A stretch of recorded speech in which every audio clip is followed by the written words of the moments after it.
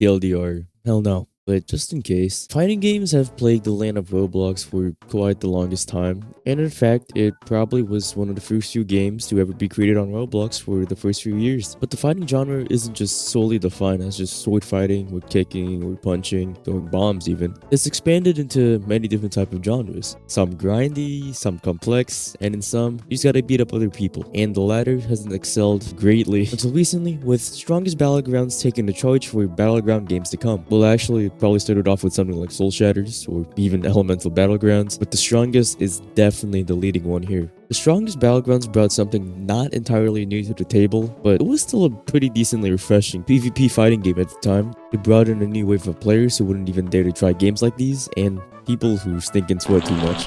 Get the point though, because I mean, to be honest, it was a pretty simple concept to grasp.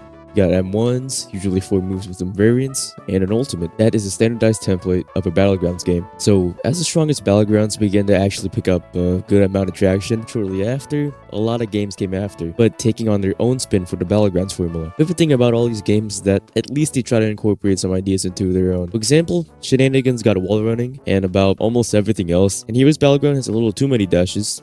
Well, too many. But boohoo, enough about gameplay mechanics. So after like about a year and more, where are these Battleground games on the charts today? Well, surprisingly, they're still kind of at the top for now. To be honest, it's really just two. Shenanigans and the Strongest, or any new Battleground games that comes out. Is it charting actual crazy numbers like before?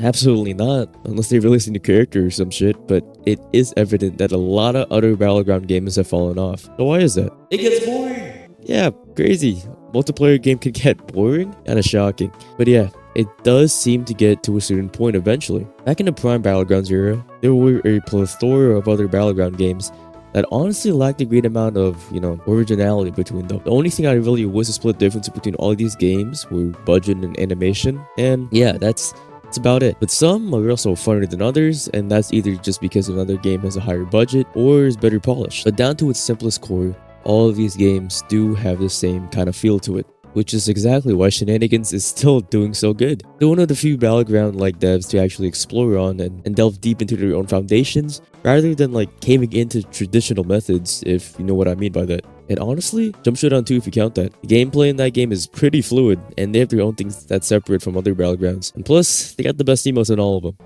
Buy me on that. So yeah, these games will just not last forever. In fact, that literally goes for about any genre in Roblox, except for probably Tycoons. I really like Tycoons. You like Tycoons? Sorry for the short vid, guys. I know. But anyway, see ya, fellas. Yo, bro. I was using my goddamn ability! What the actual fuck? Don't worry, guys. Holy fucking kitty balls. Nathan, yourself.